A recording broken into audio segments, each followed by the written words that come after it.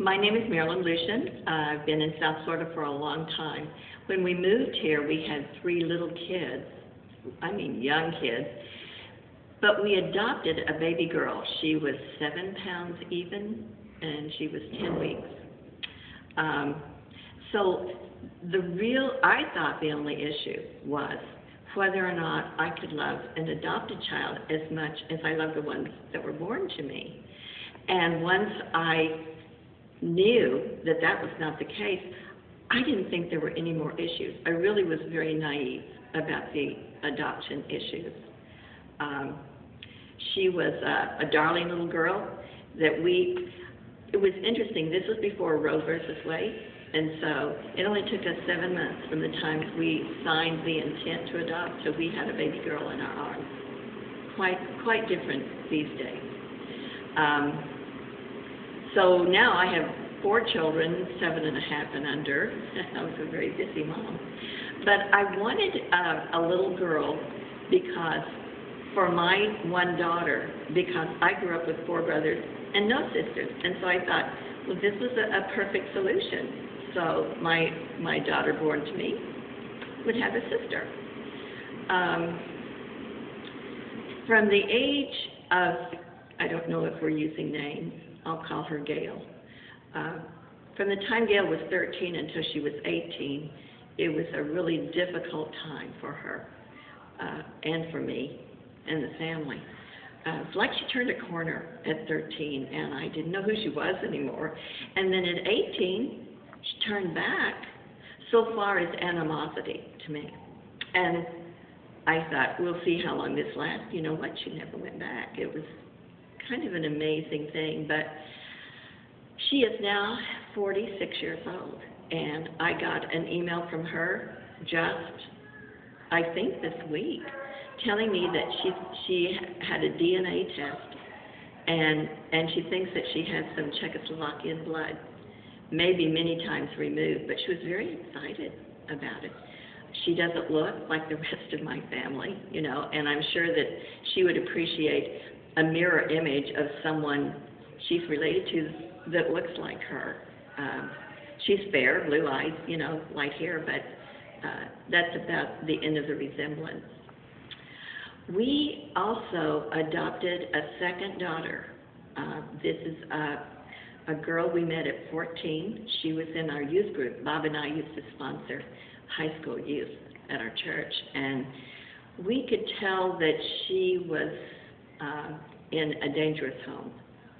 And so she began to come over in the middle of the night because things were too dangerous at her house.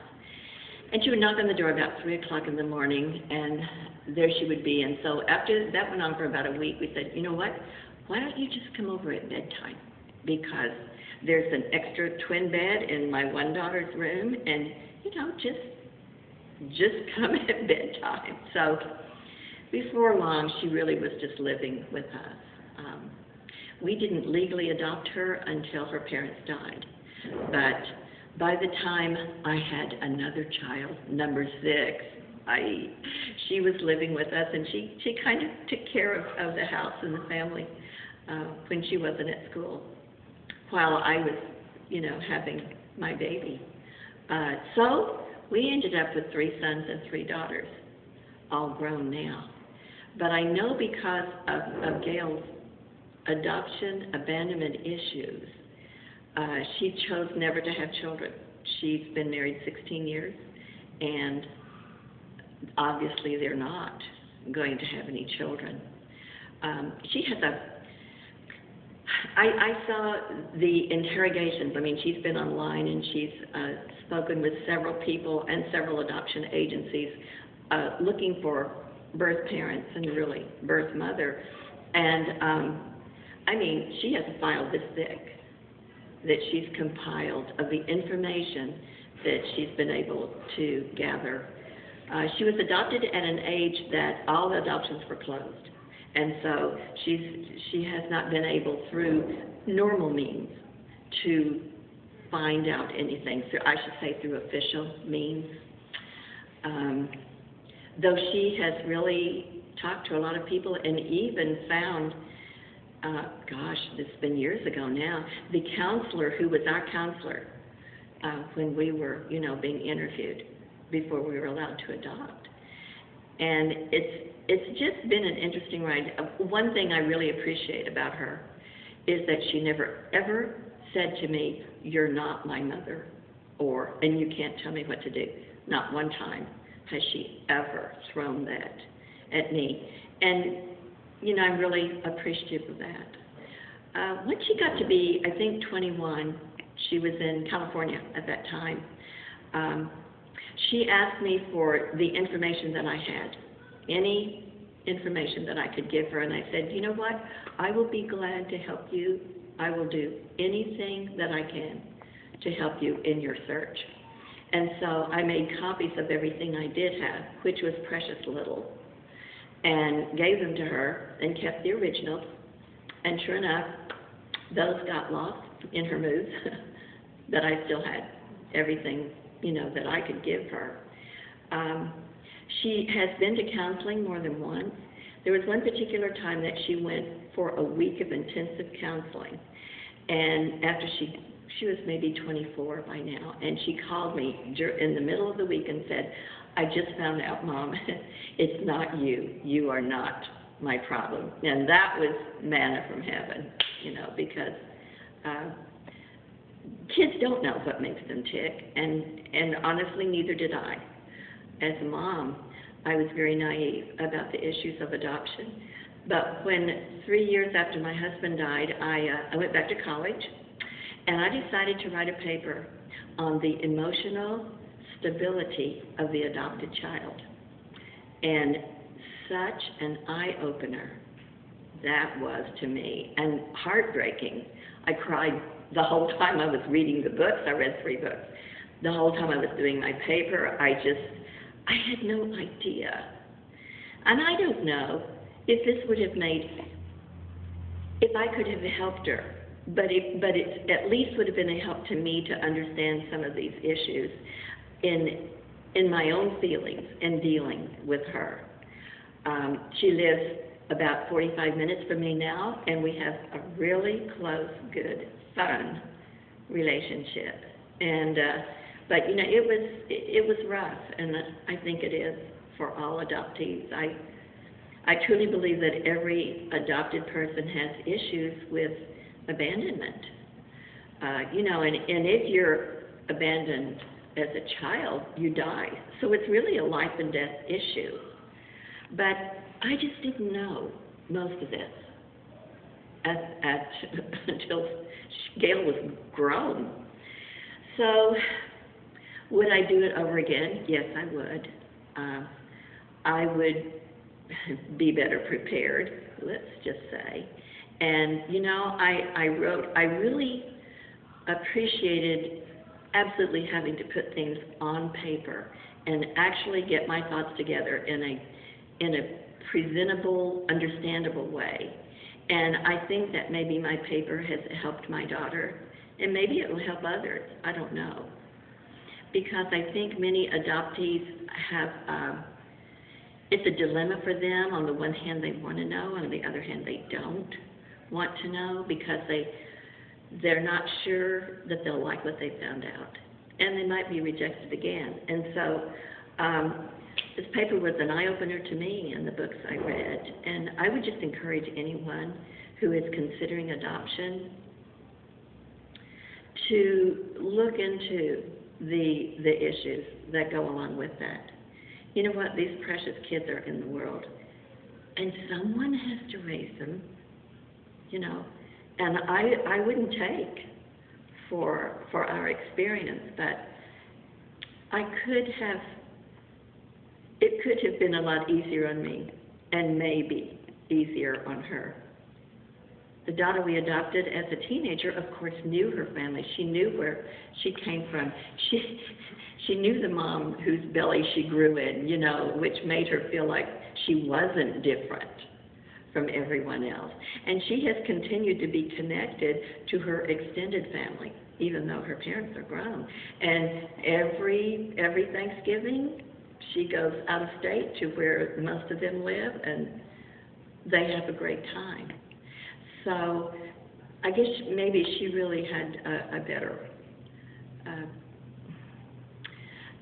she didn't have the issues that Gail did, just because she knew her roots, and she didn't feel all that different. She was an only child and slept with a knife under her pillow and a big dog by her bed, so it was not an easy life, but she knew her roots, and I know that makes a big difference no matter what those roots are. My husband has been gone 25 years, but Gail was grown. How old was she? 21 when her dad left. But for her, it was another abandonment issue.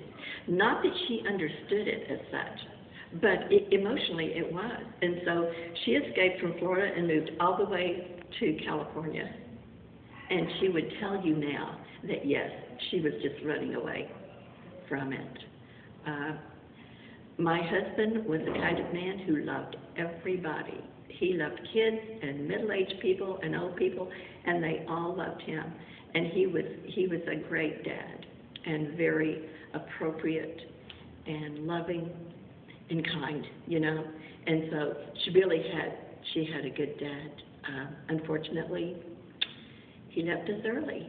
So I think that I really don't think anyone is grown till they're 30. I honestly don't, emotionally speaking.